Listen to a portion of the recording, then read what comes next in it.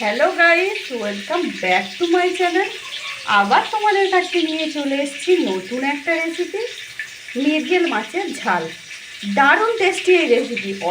অল্প উপকরণ দিয়ে কিভাবে বানাই এত টেস্টি একটা রেসিপি, তোমরা দেখতে থাকো।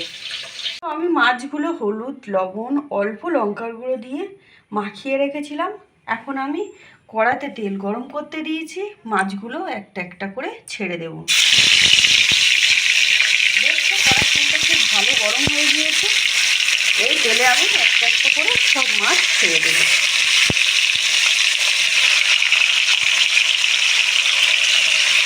তো মাছগুলো আমার একদিকে ভাজা হয়ে গিয়েছিল, আমি উল্টে দিয়েছি আরেকদিকে ভাজা হওয়ার জন্য। তো মাছগুলো আমার ভাজা হয়ে গিয়েছে, দেখতেই পাচ্ছ। আমি এখন তুলে নিচ্ছি, একটা একটা করে সব মাছ আমি তুলে নেব। মাছগুলো আমার ভেজে তোলা হয়ে গিয়েছে, এখন আমি রেসিপিটা শুরু করব। তো মাছ ভাজার তেলে আমি দিয়ে দিচ্ছি দুটো তেজপাতা, একটু পাঁচফোড়ন, একটু ভেজে নিয়ে এখন আমি দিয়ে দেব কোচানো পেঁয়াজ।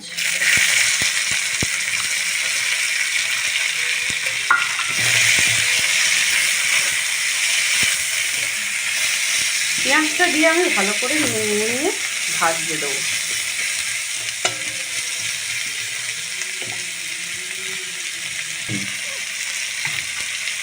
পেঁয়াজটা ভাজা ভাজা হয়ে গিয়েছে দেখছো। আমি এখন দিয়ে দেবো কেটে রাখা টমেটো।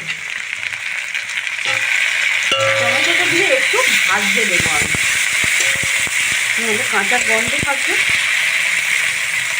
কাঁচা গন্ধটা কেটে যাবে, একটু ভেজে নেব। তো পেঁয়াজ টমেটো আমার ভাজা হয়ে গিয়েছে দেখছো। এখন আমি দিয়ে দেবো বেটে রাখা মশলা, আদা, জিরে, লঙ্কা বাটা।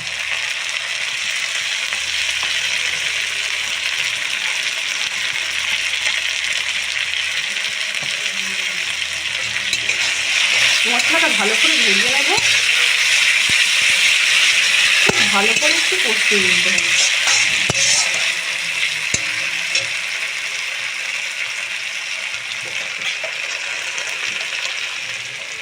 এখন আমি দিয়ে দেবো 1 চামচ হলুদ, পরিমাণ মতো লবণ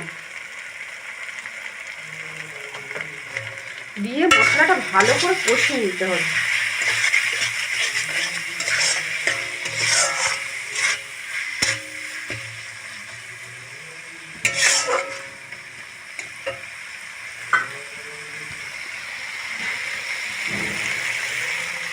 অ্যাড করে দেবো এতে জল।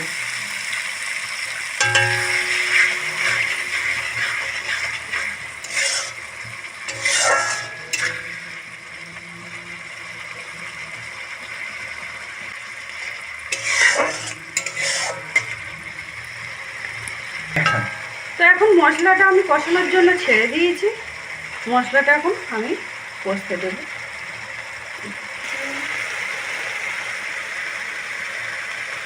তো মশলাটা আমার কষানো প্রায় কমপ্লিট। আমি এখন এতে অ্যাড করে দেব জল।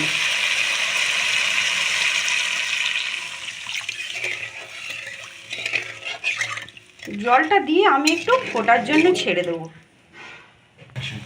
তো ঝোলটা আমার ফুটে উঠেছে, এখন আমি এতে দিয়ে দেবো ভেজে রাখা মাছ।